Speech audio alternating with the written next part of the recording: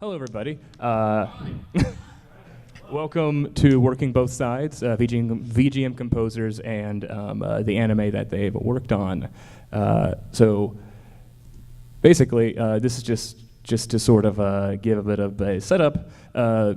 So like in Japan, video games, anime are sort of like intertwined in a way to where they share and borrow from each other.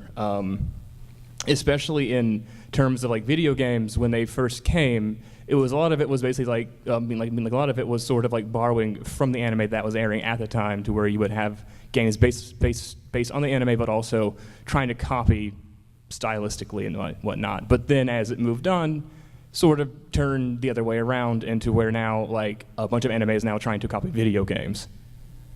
Just mostly because those who are working in the industry now grew up playing games, and so they're like, and so then they bring what they saw in games over to the anime that they now work on. Mm-hmm. It's a circle of life, including music.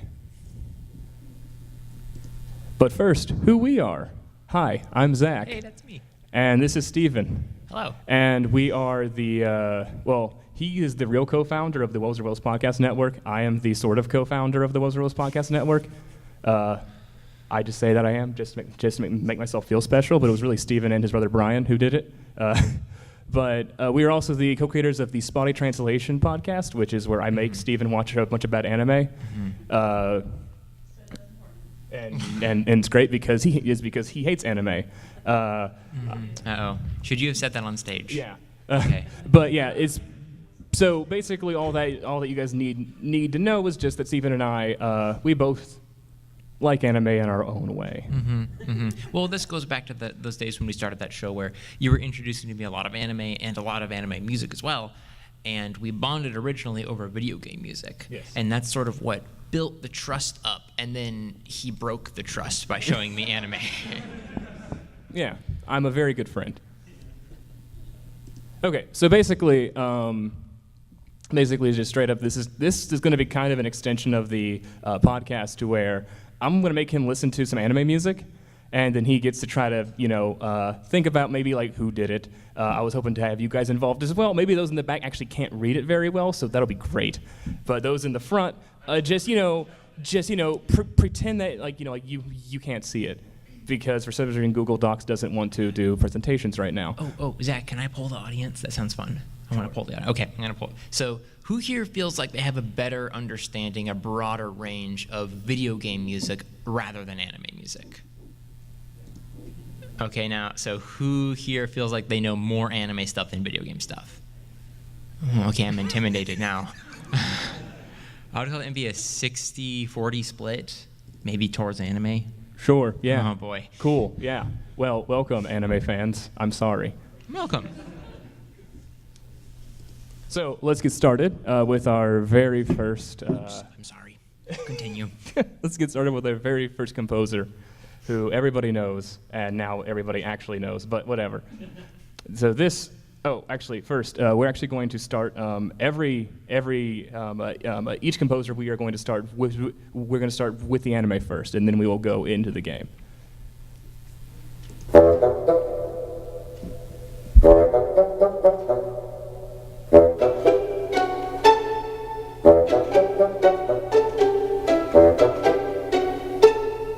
I feel like this is scoring the silent film of my life.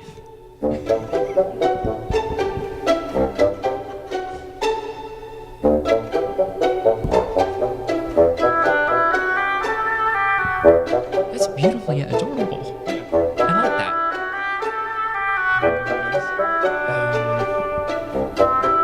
Dude, that's a tough one.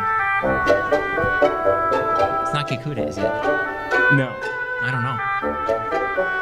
Well, we are listening to Yoko Shimomura.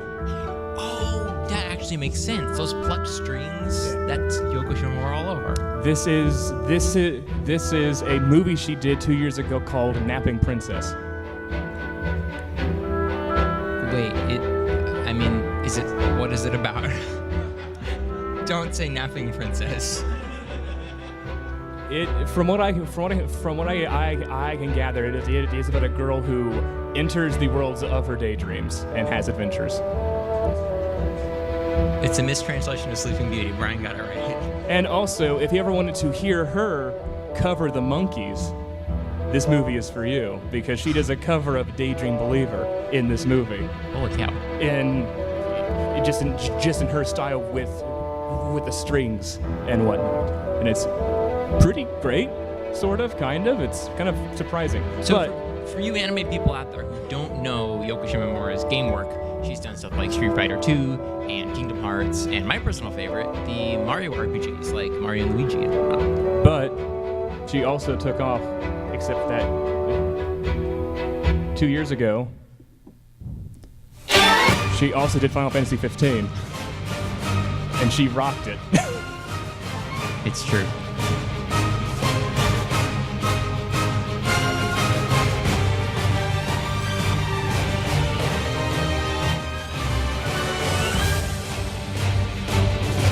That is also true. Which also, if you listen to her battle themes in Xenoblade 1, they are just like Kingdom Hearts themes. And it's kind of annoying sometimes. Let's just move on to our next guest. Everybody should know her. Although this is technically kind of not just her. Seems that everybody knows that this is Yoko Kanno, Cowboy Bebop, and so much more anime. And for everyone out there wondering, I have seen Cowboy Bebop, so I've come that far. I like Cowboy Bebop a little bit. Just a bit, though. But, you know, if you only know her through her work on Bebop or anything that she does with the seatbelts, which is her band that generally does, you know, just like jazz ensemble stuff. If you actually hear her game music, it's actually more like what she normally does. Which this is from Nappletail. Nappletail's so cool. But yeah, this is from a game called Nappletail on the Dreamcast. And if you listen to most of her work, it's actually more like this.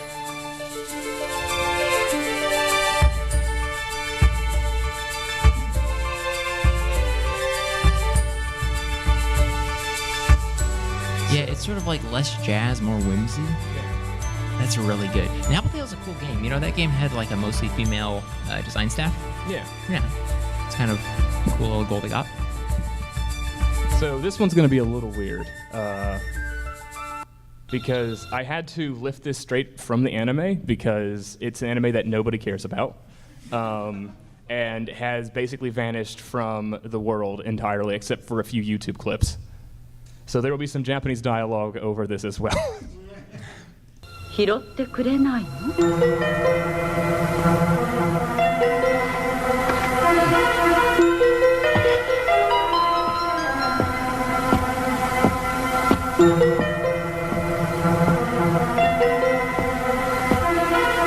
This is making me uncomfortable. What is? This is a scene in the anime in which somebody has dropped a handkerchief on the floor and is making her servant pick it up for her, and they're having a staring off contest. And it's very tense. But first, though, I actually forgot that if you want to check out more of Yoko Kanno's work, you should listen to the Super Makoto Brothers. They did an excellent episode on her, and they can provide way more information and analysis than I ever could because I don't know music as well as they do. This is also true. But if you want to know who did that track,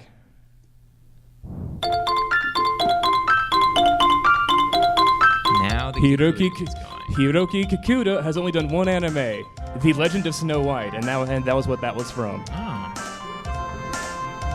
Who dropped the handkerchief, Zach? It was just it was a servant for like the queen.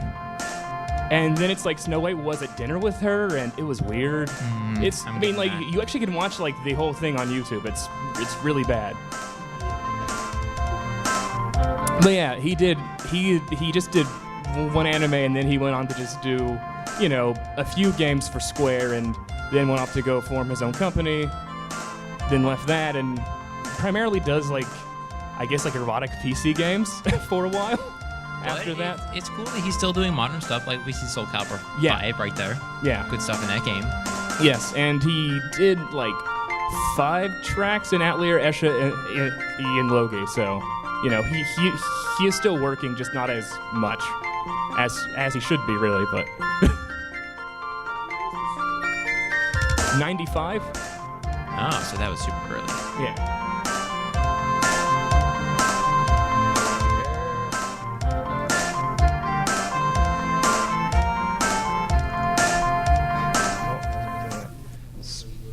So everybody should know this guy.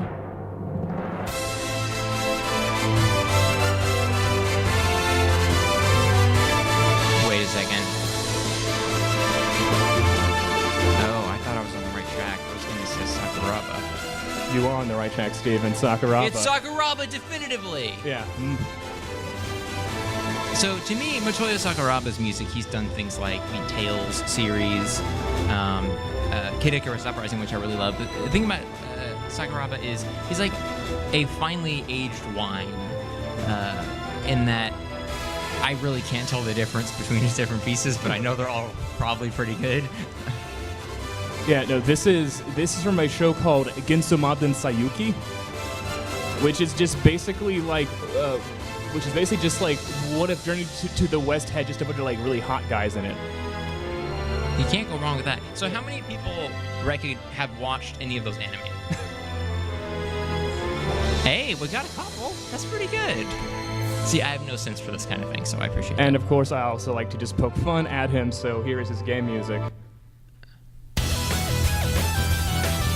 That is just this like weird prog stuff that... Yeah, it's kind of a bunch of messy prog, but let me tell you, the stuff he did for Kid Icarus Uprising is genius. I actually didn't want to play any from that game because I didn't want people to have a good impression of him. Hey. Because Motoya Sakuraba is sort of like the person that I like to blame a lot for like bad game music these days. He can be a little bit samey, but his heart's in the right place. Also, he makes a lot of it, so give him a break. Yeah. And it's just like comfort food music. Yeah. I just feel like sitting back and watching a long play of Bait and Katos or something. So next up,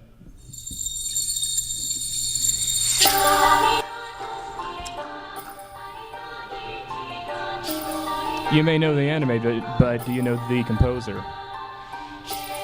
Who's gonna guess? Who's the composer? You?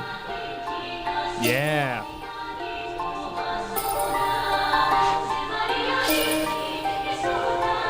Yuki Kajiuda. Oh, the name of the song? C'est pour la Magica. Yeah, no, this is... Yeah, so this is from the anime series, like Yampola Magi Magica Magica, which came out like 2011, yeah, and is sort of, I guess, one of her more renowned works. So is this typical of her? Is this like her normal stuff? Because they're watching this stuff. Yeah. Cool. Yeah. Violins and pianos, I can get behind that. Also very Japanese. But then she did 2 games though, back to back in the mid 2000s. And this is from Xenosaga 2.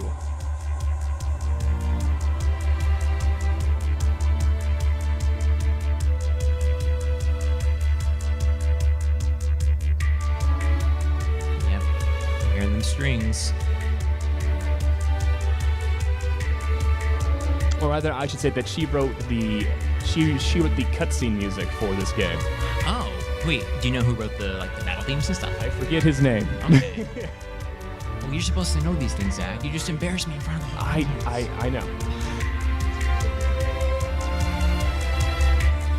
Yeah.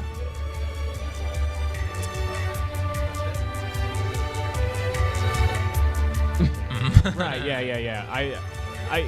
I think that when I was looking at at her credits, I got like the dot hack anime and the game just all like mixed together. So I wasn't sure like which one was which, because dot hack is kind of a blind spot for me.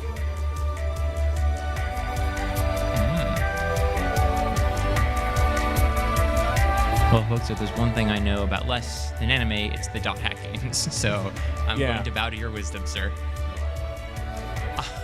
Yeah.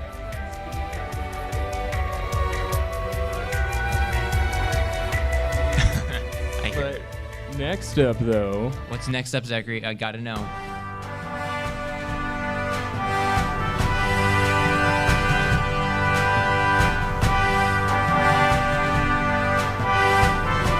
I guess this one? Am I supposed to know this?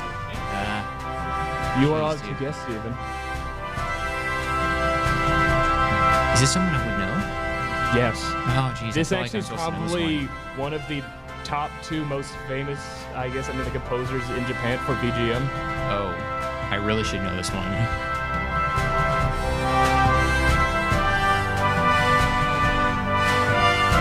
Dang, dude. Can you give me a hint? So the show is from something called, is from a series called Going Saga. You're getting a lot of head shakes. Are you sure it's real? And the composer also did this. Oh, come on, man. It's Koji Kondo. You shouldn't have invited me onto this panel. But yes, the greatest, perhaps maybe the greatest Japanese composer, who knows, Koji Kondo, or maybe it is Uematsu. You could probably go back and forth and probably argue back and forth for hours. So, Kondo's work was adapted and arranged into the Mario Brothers anime by this prog fusion band, and it sounds really bizarre. And I thought about playing that, but then it's like it kind of breaks the rules. So, I think that's fair.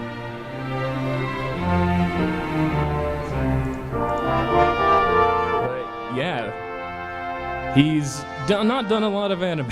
He's only done basically he was hired to do the Going Saga anime, and then he basically did like every, Final Fantasy media work. But Unlimited is the only real, kind of anime. Unless you count Advent Children or something. Well, they kept him pretty busy. Yeah. Not a lot of anime. Which might be why he's, now actually taking a break, finally, after all these years. He deserves it. Putting his feet up. Pokemon Get This is the first OP to the anime for Pokemon. Oh, wait. Carl's getting his anime sense is tingling. Somebody who was a composer for R&D1, who then left to join the Pokemon Company, just because he was just too busy writing Pokemon songs, and they kind of told him just to leave and just write music for them full time. But before he was writing these cute little ditties, he was doing. Oh my gosh. Okay, so Mr. Hip Tanaka has entered the room. Not actually. Yeah. Yeah, no, Hip Tanaka. He was just the man back in the NES days. Mm-hmm. But then he went to join. But then he began to write music for the anime of Pokemon, and then basically they had a rule that said that that you can't work in 2 places at once. And so then he's like, I'm just gonna go write Pokemon songs then. And then he became the president of Creatures Inc., and he's just been there since. That's a solid retirement plan. Yeah. He was also super weirdly progressive. All of his tracks were bizarre and off kilter in some way. And also, this gives me another chance to plug the Kid Icarus series because look at him right there. Yeah. Except that, that was the first Kid Icarus, Stephen, not your beloved Uprising. Yes, Zachary, but that theme was reused later in the 3DS game. Yes. It's a fantastic game. Oh, question. Yeah. So Pokemon started as a game before it became a Yes. So does it count that he does an anime because it's an extension of the game? Well, yeah, but it still counts. It's an anime. It is an anime. And the music is mostly separate. I mean, the anime does use themes from the games, but I mean, they also write their own music too. Yeah, I think it's a valid question, but it's my job to poke holes in his theories, not yours. And it's also, yeah.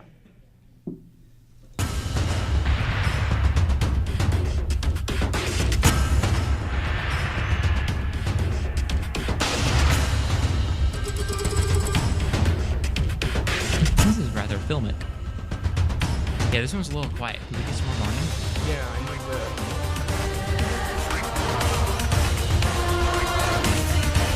I am so. Wow, dude. I think I might know who this one is. For the first time ever.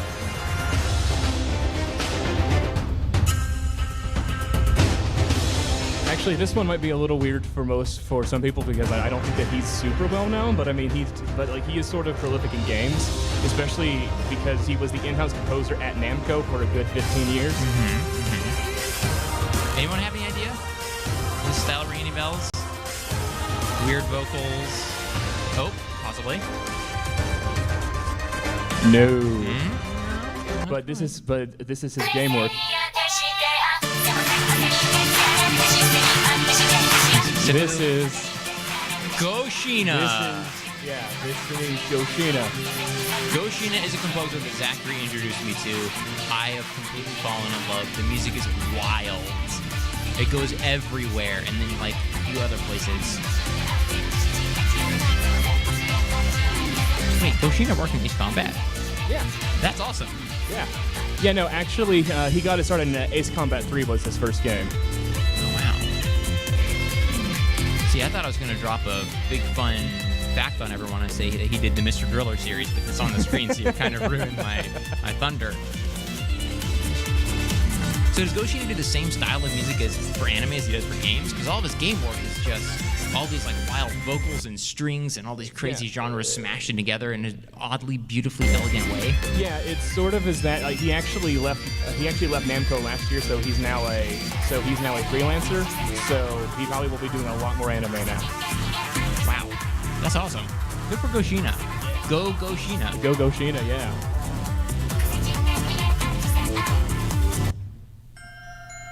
Oh, also, I should say that we are now going into the two, I guess, Western composers who now live in Japan and are now working on both.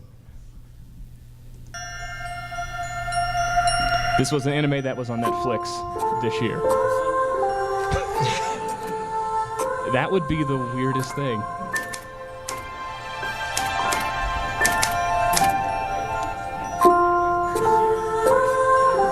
Yeah, sorry. I'm still stuck in 2018. But no, this is the anime Violet Evergarden. I'm just going to nod along to everyone else. Oh, I was so close to getting it. Yeah. But yeah, no, this is Evan Call.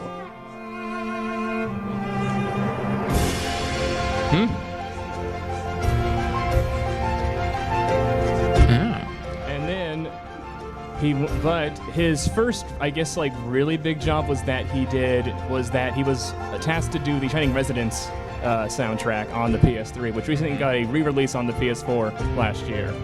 And this is something special. But in Shining series, though, it sounded more like this.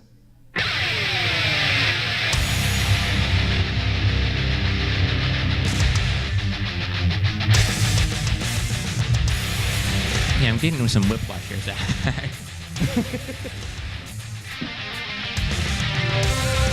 And he's taking some names with Final Fantasy Brave Exvius. That soundtrack was kind of wild, too.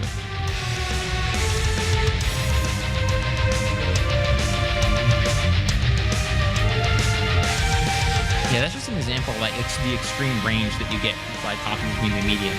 Like, Yeah. Is mostly just, it's because he was mostly tasked with doing the battle music in this game. And so it is definitely more on the rock side because, it's a JRPG.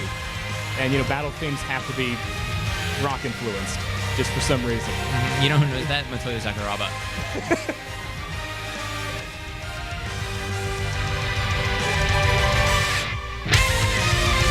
Okay, our next American.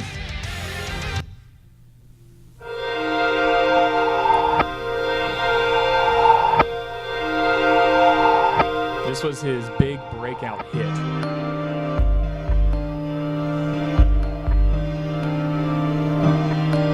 When the composer went into the abyss and became a made man. Ha ha ha, that's a funny joke. Should I have a guess? Kevin Pinkin, yeah. To a land so far away, I feel Yeah. the distance in between. Yeah. And it has vocal work. Does he do that often for his anime work? Well, he actually doesn't have a lot of anime work right now because Made in Abyss was his first anime and now he's doing Shield Hero this season. Okay, I feel like this is a little more of an obscure reference for the video game centered people around here. Who has played or even heard of any of those games? NieR 9 demo or This Is One. the Police 2. 2 people. That's actually really impressive. Hats off to you. NieR 9 is a visual novel, which was released on the Vita in the US like 2 years ago. Oh. Well, that's just like an anime that doesn't And move. this is some of the music from that. This is NieR 9.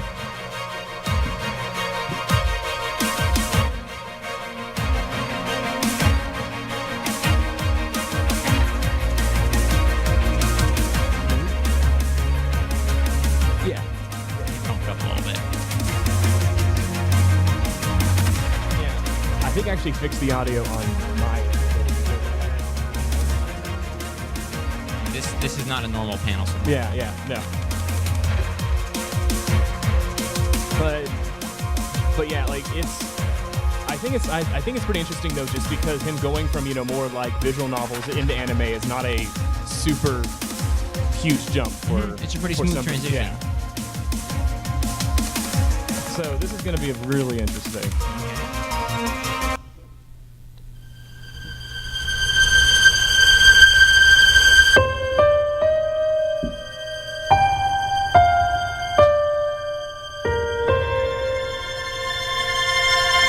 Everyone's getting very introspective. Where have you heard this before?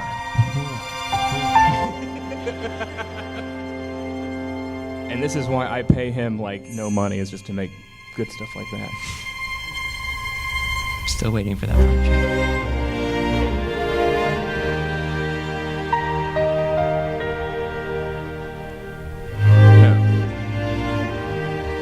No, but this is Yoshiaki Fujisawa, and he did Land of the Lustrous. As well as he did Review Starlight last season, if you watched that. Dude, this might convince me to watch the anime. This is beautiful. Land of the Lustrous is probably the best anime from 2 years ago? Yeah. Yeah, it's really good. But he only has one game to his name, and I only pulled him because this song is so stupid. I'm not going to enjoy it. I refuse to enjoy it. This is from Tokyo Mirage Session Sharp FE, the SMT Cross Fire Emblem game about pop music.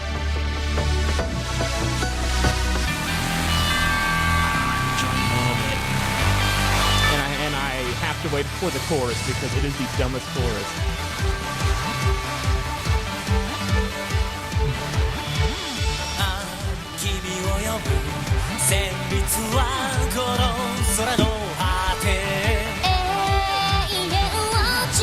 We're getting to the drop. Yeah. I'm not gonna enjoy it, folks.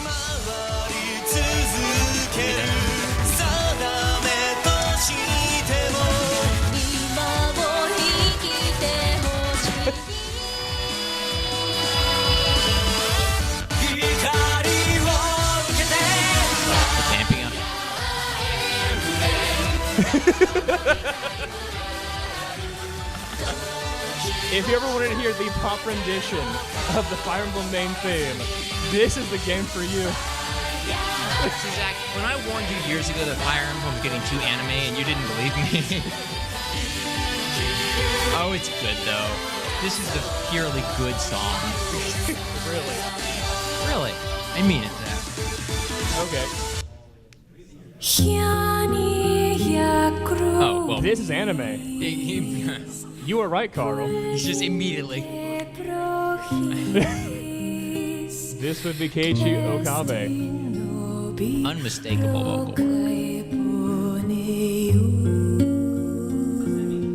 Yeah. Now, I hate to talk over this beautiful sonorous song, but looks like we got like a 50-50 split from your list of anime and games, which Yeah. is kind of impressive.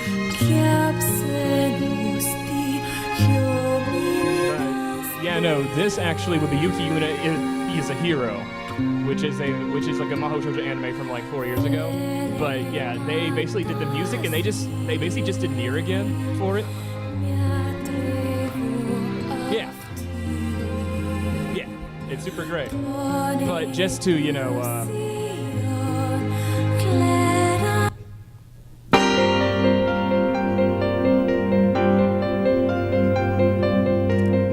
show that whilst he does have range, really, really good range, but it's just that,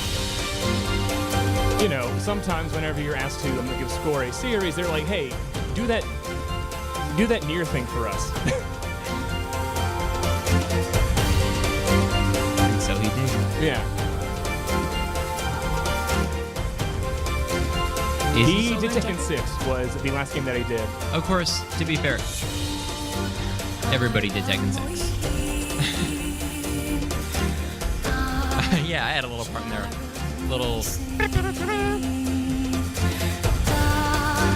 So now we're going to get into the weird, sort of like in the weeds, if you will, Alright. with the composers who I feel should be doing more games. Wait, Zach, you said we're getting into the weeds, so can I make a joke how I'm going to bring my anime-machete with me? Okay, thank you. Thank you for laughing, one person.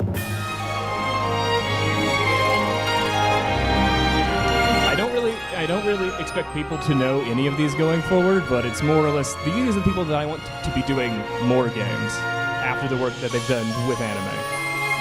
Steven knows this stuff. Oh no, don't say that. I'm going to look at my notes.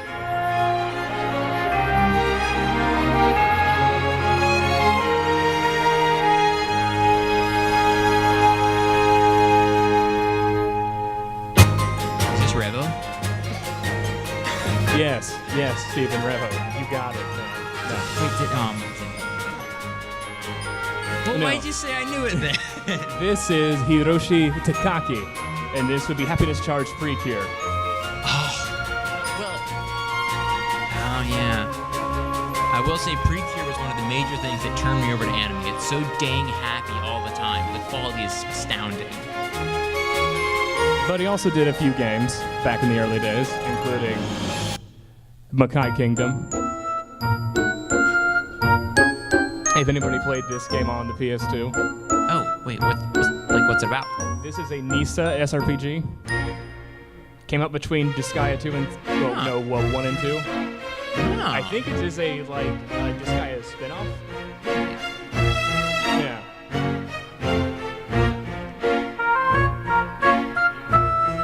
Yeah. Mischievous. Are there any witches involved by chance? No, I mean, it's basically a game about, it's a game that's about kids. Okay, which is neat. They hang out a lot. And now these are a few going forward these will be the purely selfish choices from me because I want you all to hear these songs. Well, this is the part when you need to start taking notes. Yes. Because Zachary's taste is impeccable, clearly.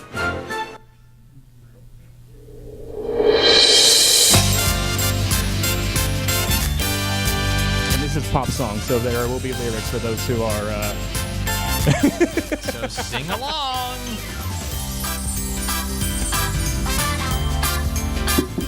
Oops, I'm bumping into my table. I'm jamming so hard. I did it again.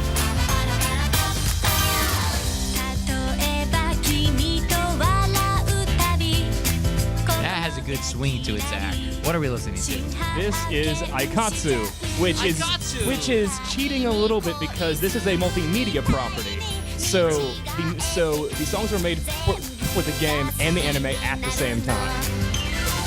Wait, Zach, this is the only chance I'll ever have in my life to be able to say this. Who here is an Aikatsu fan?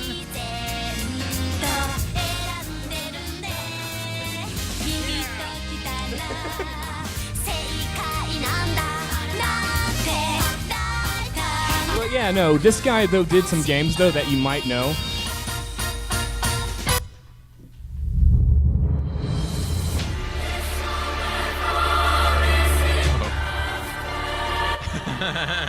I think I heard a mind being blown somewhere in row 3. This is Keigo Hoashi, another member of Monica with Okabe, Wow. and he has done NieR Automata.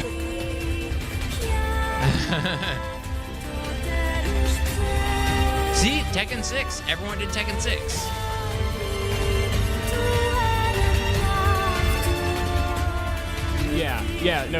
So basically, all these guys are actually part of the same group who are basically hired as a group to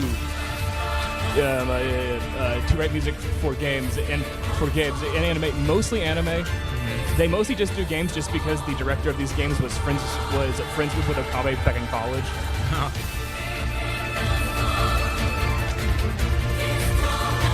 Because they did working? Yes. I appreciate it. Dude, that's a good one. Yeah. Wow. I mean, this is actually when I wanted to blow minds. Okay, so next up is I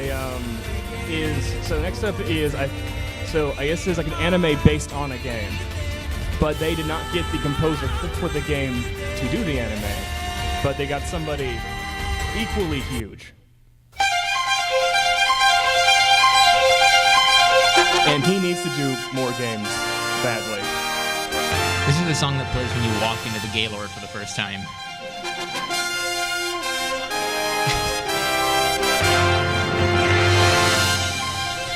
No. Is this one Revo? No.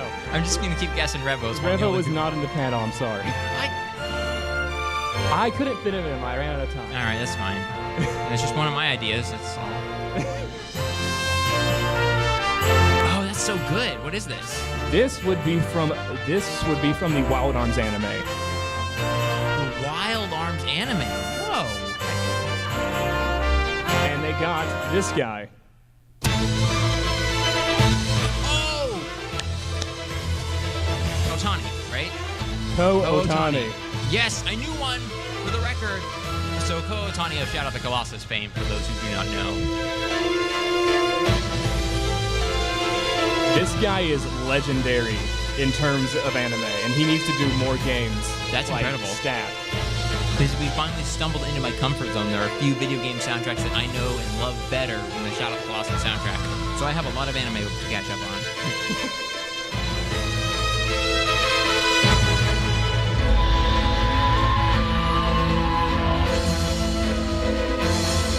Okay, so this should be the last selfish pick for me. Okay. Yeah. What do we got? Cue it up.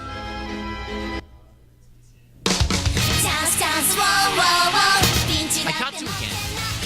This is again Aikatsu. Dude, it's so happy. It's manically happy. Yeah. And Aikatsu's great.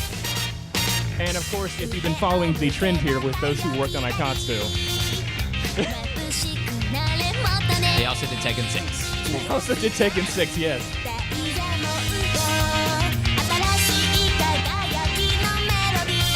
Yeah. But, he also did this. This is Kakeru Ishihama, also of Monica, so basically NieR. Holy cow. Aikatsu and Tekken 6? Am I right or what? Yeah.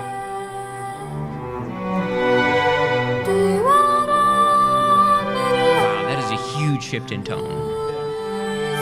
These guys, I think, can like whenever you're hired to like write for like so many things, you kind of have to just be able to just like do like whatever.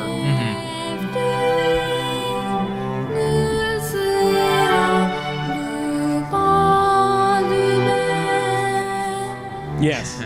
Yeah, no, this is actually when I think King dies. You promised you wouldn't spoil any major things from me on this panel, Zach.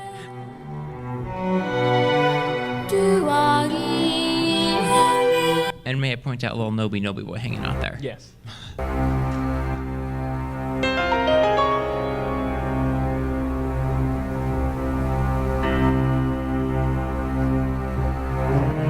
Anybody got any shining fingers in the audience?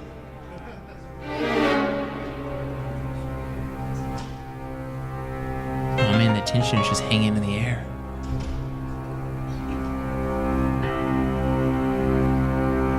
So this is from G Gundam.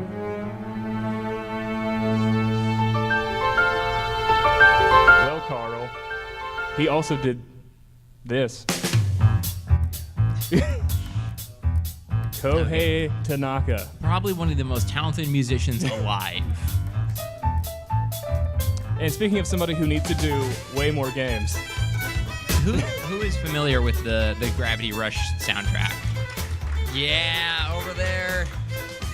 If you haven't heard it, just check it out. It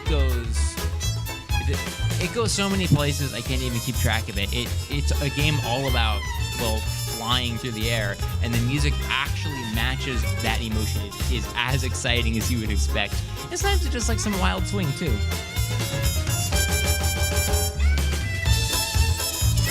I believe that he is doing One Piece World Seeker. Yeah.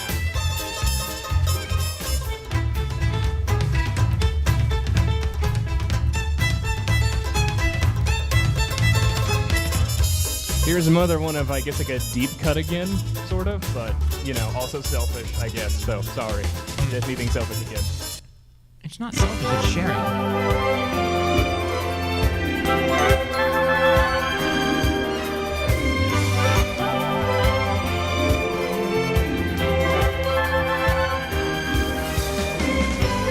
It is clearly a lovely spring morning, but I have no idea what it's from. This is, once again, pulling from my fandom. Yes, Precure 5 Go-Go. Oh, well, I should have guessed Precure, just judging by the bouncy and good feel vibes. By Naoki Sato, who is a pretty incredible composer. X was his first anime. But he only has one game under his belt, which we finally got last year, 428. Which is in itself a visual novel, correct? Yes. Which has a fantastic soundtrack.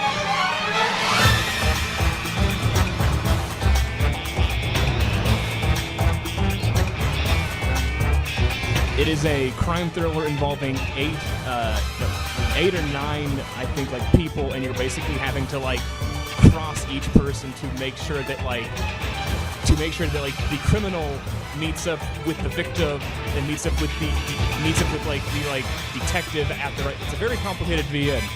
So if you ever want to just rob a bank ostentatiously, this is the track to pick with you. Yes.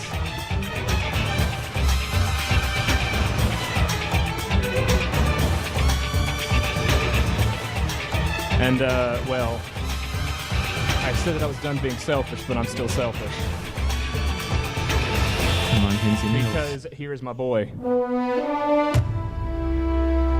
Sawano. It's the great and mighty Sawano.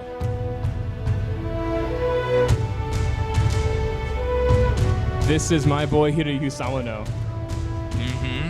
Hiroyuki Sawano has this way of creating these grand orchestral, pulse-pounding songs that kind of drill into your brain in a positive sort of way. Yeah. And he's mostly known for just the drop.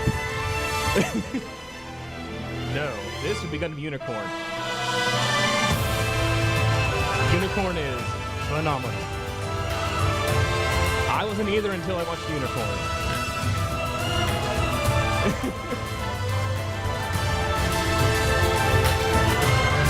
course, though, Of course.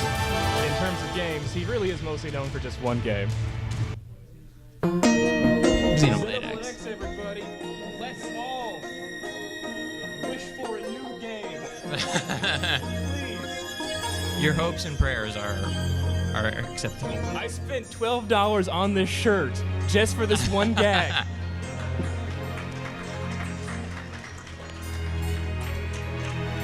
That was originally supposed to be my paycheck, too.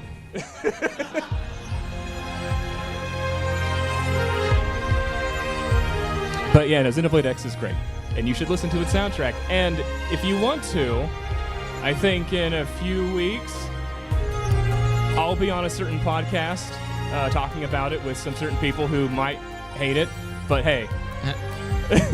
But yeah, no. I think Super Mario Brothers, I'll be on their podcast in a few weeks to talk about this game specifically. Dude, that's awesome. Yeah. This is a soundtrack I was listening to make it all the way through. It's kind of wild. Who's actually played Xenoblade X, out of curiosity? Who has played it for more than 50 hours? Okay, you, and them, for sure. Yeah. That game kind of scares me, but I'm really impressed by it. But, you know, I wanted to, you know, so basically we're going to end on this one, and I wanted to thank Steven. Because he is finally. Because he is my very good friend, and since I can't pay him, I can at least make him happy. I'm excited.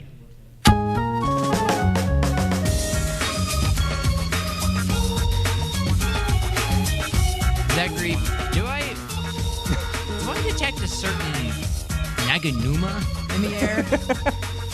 I think there's a Naganuma rhythm running through this room right now. You're listening to Hideki Naganuma.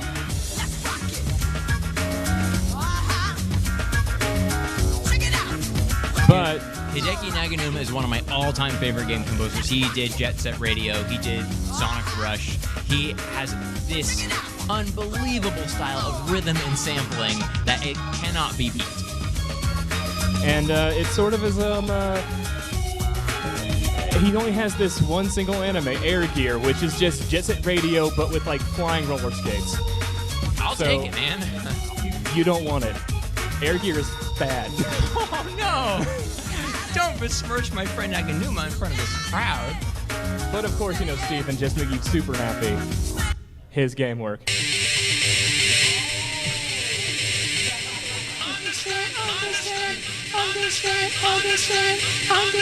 Understand the concept of love. This is one of the best songs ever created.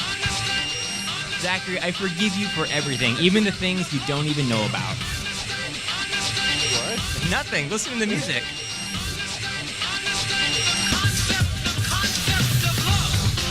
But yeah, but you know, this panel was sort of first, I guess, sort of like thought of to have an actual like serious look at, you know, the differences between, you know, I mean, like in terms of how you compose for games, for games versus anime. But then it sort of turned into let's just have fun with Steven. Yeah.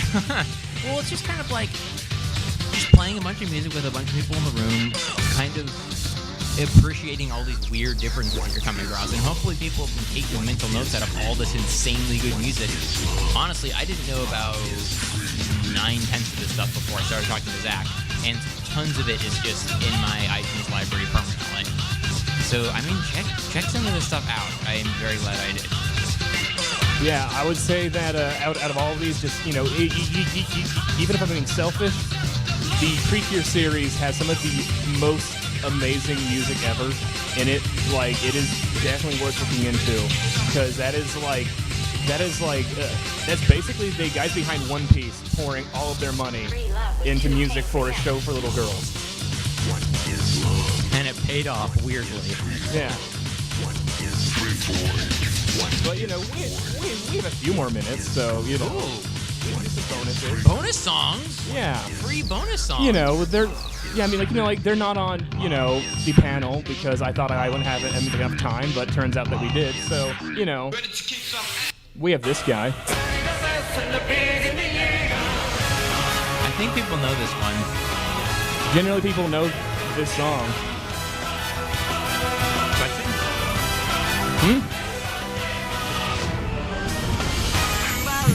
Very funny. But yeah, this is Attack on Titan, the first OP. And he only has really one game under his belt, too.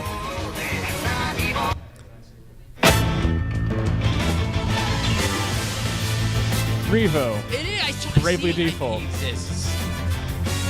So Zachary, now that this guy has done Attack on Titan, would you say he's a giant in the industry? Well, he actually only did the OP, Steven. Oh. Sawano did the soundtrack. Wait, someone did that? I didn't even know that. That's awesome. It was on the slide, Steven. I didn't look at the slide.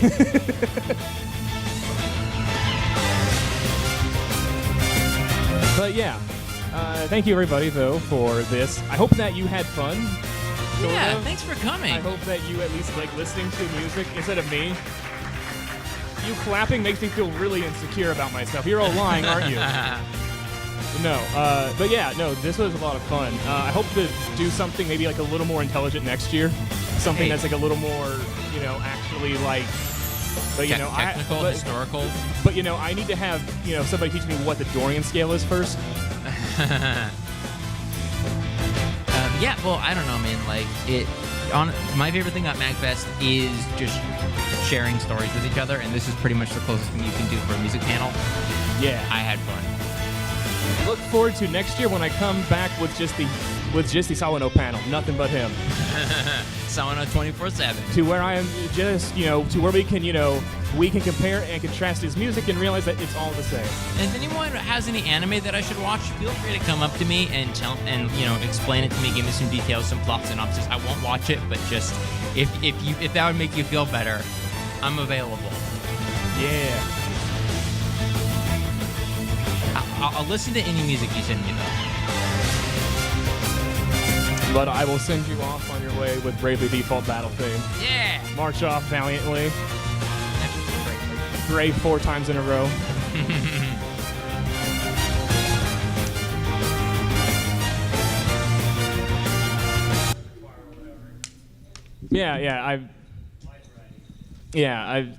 This is definitely not an exhaustive list, which I want it to be. Just a matter of, you know, time, yeah. Now that, you know, next year, let's shoot for like a 3-hour panel. Yeah, and then what we can do is we can slowly trick them into watching clips of anime. Yeah, oh, yeah. Yeah, for sure. We're going to watch one episode in here today, but I couldn't really get it because Yasunori Mitsuda did one anime, and it's a short format, 3-minute long episode anime, but it might be a little too lowbrow for this con. It's real gross and bad. But he wrote the music for it though for some reason. They were like, hey, you want to write anime? He's like, yeah. Well, here, write a song about this anime about a naked tiny maid that like launches nukes. That sounds like all anime.